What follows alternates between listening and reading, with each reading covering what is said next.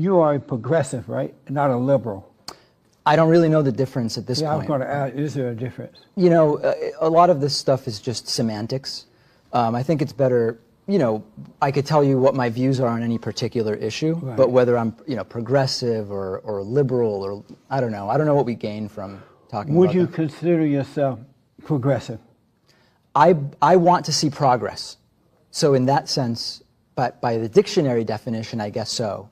The problem is that you might have some ideas about what is implied by the political term progressive that maybe I agree with, maybe I don't, but I definitely want to see, you know, humanity progress, for sure. And one of the reasons I'm concerned about you being a progressive is that... Me specifically, or all progressives? All men. Men, only men. Only men. Progressive women don't concern you. It's abnormal for women to be progressive. Interesting. Or liberal, but it's abnormal for a man to be a liberal or progressive. It's a sign of being a beta male. I didn't know that. Because real men are conservative, Republican, you know, and strong in nature. So I'm concerned if you're a liberal or a progressive. If I became conservative, would I no longer be beta? You would become alpha. Wow. Something to think about. From the initial clip, it's clear that the attitude of certain MAGA supporters is quite striking. Imagine being so unsure of yourself that you link masculinity with political beliefs. It's honestly laughable. Jesse outright tells David Pakman he'd become alpha simply by converting to conservative politics, as if it's some kind of magical change. But believe me, you'll want to watch until the end because the discussion takes a wild turn. We're diving into transgender debates, Jesse asserting that rape statistics are fabricated, labeling Democrats as communists, and somehow tying everything back to his fascination with girly men and notions of masculinity. Now, let's get into the video. Why don't you date men? I'm not attracted to men. Oh, good. Yeah. I don't see anything wrong with it, but I know you do. You do not see anything wrong with it? With being attracted to men? Why not? Why would it be wrong? Because it's of the same sex, so it's abnormal. But that's not an argument. It's a fact. What makes something normal? Let me ask you this. I wanted to ask you this too. I wanted to ask this on my radio show. Please. If a woman decides that, oh, you know, I feel like a man, and I want to be a man, and she goes to a doctor, rushes down the road to a doctor's office, he take off her female body parts and attach male body parts to them, to her, would that make her a male? Would it make her male, or would it make her a man? Either one. Depends how you define either, right? Right. Would it make her a man or a male? Would she still be a woman with body part of a man? I mean, it'd be a transgender man. But would it be a woman? It would make her a man? It would be a transgender man, I think. What does that mean? It means it's someone who was born biologically female, wouldn't it? Right. This isn't my area of expertise. Right. I'm interested in the conversation. But normal people, you know right from wrong when you see it, right? Do I know right from wrong? I don't know. Do I? You don't know if you know right from wrong? I think people want to know what's right and what's wrong, but if everybody knew right from wrong, no bad things would ever happen, right? But how about you? Do you know right from wrong? I feel like I do. Right. And so if you knew a female who took off her female body parts and attached a male body part to them, would you think, wow, that's a man, or would you still know that's a woman? Depends on the person, right? Depends what they look like and sort of how they exist in the world. Well, how about a woman that you knew her very well? She said, David, you and I are good friends. Today I'm going to become a man. Okay. I'm going down to the doctor's office there and have some male body parts attached. Right. Would you think that your friend is a woman or a man? I mean, my reaction would be radical empathy. I would say, oh, wow, that's a major change. Like, what's going on that's making you want to do that? And I would listen to them with empathy. But would you know it's still a woman, or would you think it's a man? Would you personally think it's a man? Hard to say. I mean, every person's different, right? I'm talking about you. No, I mean, every other person. I don't know what they would be like, what it would be like to be with them. But what would you think? I don't know. Would you still, like, I would still know that that's a woman. Right. I don't care how many male body parts she's attached. Right. It's still a woman. Okay. But would you consider it might be a man? Would you think of it as a man? Would I think of it as a man? Right. It's a person, right? I don't say right, it. It's a female. Jesse referred to a transgender person as it. That's absolutely out of line and incredibly disrespectful. Thankfully, David didn't hesitate to address it with, it's a person, right? Because it needed immediate correction. Jesse is being completely disrespectful, focusing so much on his gotcha. moment that he's dehumanizing people by calling them objects. On the contrary, David exhibits genuine class by refusing to let such language slide for even a moment. Jesse's belief that this somehow makes him appear favorable is just cringeworthy. It's embarrassing that he dehumanized someone on camera and was called out by someone who actually respects others. That's definitely not the clever move Jesse thinks it is. David clearly excels in handling these discussions. He corrects the disrespect, straight away while still maintaining a respectful demeanor. This is how you address such behavior without stooping to their level. But would you think of the female as a man? We'd have to meet and see what it's like. You right? already know her. You grew up with her. She's a good friend. Right, but this is imaginary. Would you think it's a man or a woman? I have no idea. Amazing. You don't believe in God. Where do you get your values from? Where do I get my values? Yes. Culture, family, science. Interesting. Would you want someone to falsely to accuse you, and now you and the world has to believe the accuser and not believe you? Or would you rather be? It's funny you mention that. Innocent until proven guilty. So there's two different things, right? In our justice system, in our legal system, we have innocence until guilt has been proven. Right. There's no question about that. What happened with Dr. Christine Blasey Ford was not part of the justice system, right? This was people like you and me and 100 senators and the public making an assessment of the believability of two different people, right? So nobody, I would say to you, innocence until guilt has been proven is logical if you're looking at putting someone in prison. But this wasn't a criminal trial. You acknowledge that, right? That's so ridiculous. I don't know what to say about it. It's just true. It's interesting how when the children of the lie. No, but saying it's ridiculous isn't an argument. It's ridiculous. It's not an argument. This man was accused. I don't care if it was an innocent man walking down the road. You don't just accuse people. And whatever reason you're going to make up for it doesn't make sense. This woman, she accused this man with no proof. And the children of the lie tried to destroy him with no proof. Okay. Would you want to be falsely accused? For any reason at all, whether it's for a job. Of course not. Or, right. You want, and then if someone should accuse you, when you want the hearer to assume you're innocent. I would want the legal system to assume that. So you wouldn't mind if it's someone not the legal system. People have tried to prove a point. I'm sure you're going to denounce this because of your strong position against false allegations. Because of my position that Christine Blasey Ford seemed credible to me, people actually started contacting local media claiming I raped them because they said, David, we're going to show you how easy it is to get people in trouble with false rape allegations. Especially for men. And they started doing it. And you know what? The allegations were so obviously not credible that they didn't go anywhere. Because obviously false allegations don't go anywhere. Well, that's because right now you're not of value to them. You can't hurt them. So it meant nothing.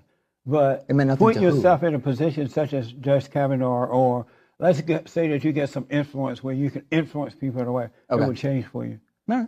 You know, I asked you, did you date girls? And you said, well, why would you assume I date girls? It's interesting that you assumed that. Yeah. Should I assume you date boys? No. Oh, because it's normal to assume you date girls until otherwise. Statistically speaking, you're right. So, most people are heterosexual. Yeah. So was I wrong for assuming you date girls? I'm not at all offended, no. Oh, okay. Yeah. I just found it interesting. But it's interesting that a straight man would make that. No, would bring that up. The reason was you've called me a girly man so many times. Remember we talked about that? Weak. Oh, okay. That's because it's not because I think you that I'm gay. Right. Got it. Glad we clarified. What do you think of this so-called hashtag MeToo movement? In what sense? Do you support it? Well, I support destigmatizing, coming out and saying if something has happened to you. That's what I support. Really? Yeah. But you don't support the entire movement? I don't know what the bounds of the movement are. I mean, to the extent that the idea of the movement is, a lot of people are sexually assaulted and raped, and they don't come forward. And the reason they don't come... I don't believe that. You don't believe that? That's a made-up lie, too. Oh, who made that up? The children of the left. Oh, I should have... The children of the lie. I should have known. Yeah, they made that up because if you notice, they say things over and over and over and over and over again. And if you're not paying attention, you find yourself believing in it. But when you really do research, you find out that it's not true. Like they were claiming at one time that there were rape on college campuses was out of control, right? We now found out that that was a lie. And so How these did you women, find out it was a lie? Research has proven that. I don't have any with me, but There's no rape on campuses. It's not out of control in the manner that they have pretended that it is. How do you define out of control? It's not happening in the numbers that they say. What numbers did they say? But the children of the lie, I don't have numbers, but the children of the lie say that because they want to deceive you. And then they bring in all this emotion. Oh, I was 30 years ago, I was walking down the road and a man raped me. So you don't have the numbers or the studies, but you just know it's not that bad. Listening to Jesse talk makes my eyes roll and my ears burn because he just made the outrageous claim that reports of sexual assault are made up by children of the lie. Can you believe it? He's actually suggesting that incidents on college campuses are part of some conspiracy theory. And when challenged to provide any actual evidence for these ridiculous statements, he simply responds, I don't have numbers, but trust me, it's all fabricated. I highly doubt Jesse would be talking like this if a member of his family went through such an ordeal. It would hit home very fast. Yet, here he is, casually brushing off countless survivors because it aligns with his warped perspective. He's basically accusing victims of being involved in a massive deception. This isn't just incorrect, it deeply affects those who have suffered real trauma. And he's making these claims with such smug assurance, as if he's discovered some secret plot. This is what happens when someone's beliefs become so entrenched that they reject the true stories of genuine people. Jesse is so caught up in his conspiracy theories that he's willing to manipulate the realities of numerous survivors. It's utterly appalling behavior from someone who imagines himself as a revealer of truth. Because another thing, too, if you notice it, it doesn't make sense that they go public with that anyway. It's not going to make their lives better. This is a different argument. The only thing it's going to do is hurt men, so these women are lying. Isn't that an argument that would suggest that they're telling, like you just said, it's not going to make their lives better to go public.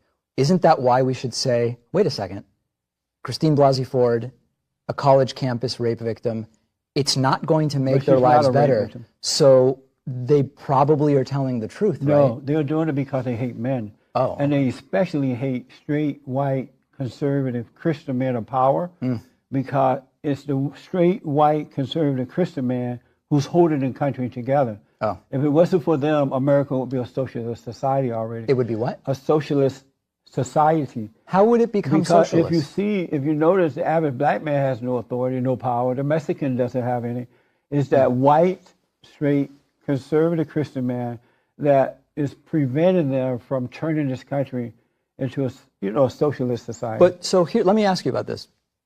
I'm not a socialist myself. I'm a just to be clear. I'm not advocating for socialism. Okay. I don't know that many actual socialists. Like where's the big desire for the U.S. to become socialist? If you look at the Democratic Party, there's almost no socialists in the Democratic Party. It's a socialist communist party now. It's what's one socialist idea from the Democratic Party? Socialized healthcare. No, that's a social democracy program. No. Yeah. Is Denmark socialist? And if you notice that Barack Obama, the fallen Messiah, you know he's the fallen Messiah, right? I don't know anything about that. And Big Mama Michelle, he tried to turn America into a socialist society. What's one example of a socialist policy that he had?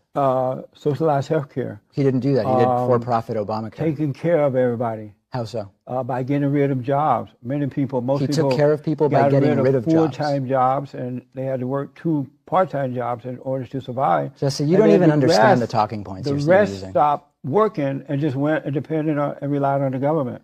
Free Obama phones. That's socialism? Is that socialism? So how can you... Free Obama phones socialism? I want to ask a real question.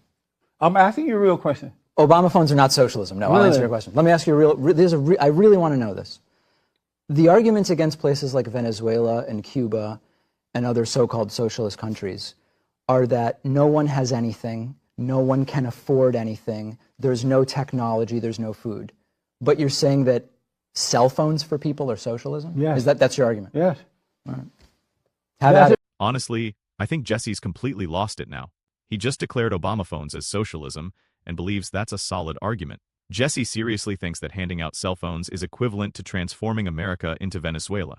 Cell phones of all things. He's equating phone access to nations where people struggle to afford food or basic needs, and somehow this seems logical to him. David is attempting to clarify true socialism, where the government actually controls the means of production. But Jesse is stuck on, but Obama gave people phones. Dude, that's not how any of this functions. The guy's so mixed up about fundamental political definitions that he thinks a phone assistance initiative will morph us into Cuba, Watching someone this self-assured about something they blatantly don't understand is truly cringeworthy. This is exactly why these discussions are maddening. Jesse just slings around buzzwords without grasping their meanings. He's treating socialism like it's merely any government action he disagrees with. So I want to move on, but I want to ask, are you saying that you do not support the hashtag movement 100%? I'm not really part of any of these Twitter movements. Right. If the movement is about empowering victims to tell people what happened, I support that. But you don't support the movement itself? I don't know what the lines of the movement are. You'd have to define it for me.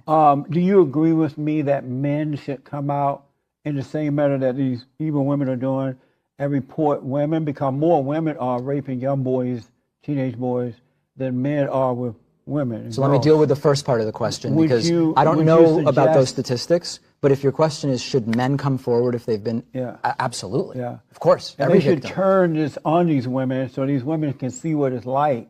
Well, it's not, that would be vindictive, and that, as a man of God, I don't think you would suggest revenge and vindictiveness in that way. No, just don't be angry about it. Just tell the truth. But just use the laws against them as well. Well, I would suggest because we're not requiring the women to tell the truth, while we require the men to tell the truth. No, they are. Women are, every victim, if they don't tell the truth, and in fact it just happened, there was a woman on a college campus who made a false rape allegation. She's going to prison. Because there are laws against, that is good. Yeah. There are laws against that. It's rare, but it does happen. So you do agree that the men should use those same laws to go after them? No, I believe that men should tell the truth, and if they've been assaulted by anybody, they should tell. But if they should accuse a woman, they should not have to prove it. They shouldn't be asked, well, why are you doing this? No, in a court of law, they should be believed just because they said it. Are you right about that? Do you agree with that? We should believe, we should trust and verify all accusers. So you're not for this thing about a woman can accuse you and she should not be believed? I am for trust but verify. Right, but don't believe her just because she said it. The legal system's got to investigate. If it turns out she lied, of course there should be consequences. But I'm asking you, should we believe it just because they said it? We shouldn't disbelieve it because it's such a big thing to come forward and make such an allegation. If we're going to put anybody in prison, we need a trial. We need an investigation for sure, no matter who the accuser is, no matter who the victim is. And so should they be believed just because they said it? They shouldn't be written off. Should they be believed just because they said it? They should, and then we do an investigation. And if it turns out they should be believed because they said it? How would you start an investigation if you don't believe them? Imagine this for a second. You're a police officer. I come in and I say, someone has raped me. If you don't believe me at all, you don't even investigate, right? So as the officer, you should say, this is someone who has decided to come down and tell me that this happened. I am now going to investigate it. You have to have some degree of plausibility in the claim to even say, let's do an investigation. This isn't really, is this even interesting? Jesse is being incredibly unbearable in this instance. David must have addressed his inquiry numerous times with, trust, but verify. Yet Jesse continually asks the same question like a stuck record. He's so fixated on getting a straightforward yes or no answer that he completely overlooks the thoughtful, rational explanation David keeps providing. Should we just take their word for it? Seriously, dude, he already explained. You approach it earnestly enough to delve into it while still demanding proof. That's the essence of the justice system. But that's lost on Jesse because, for him, everything must fit into neat categories of black and white. You either blindly accept every claim without skepticism, or you utterly disregard victims.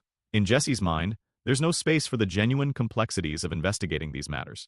David is laying out the basics of police protocols. You take allegations seriously enough to look into them, and Jesse behaves as if this concept is utterly ungraspable.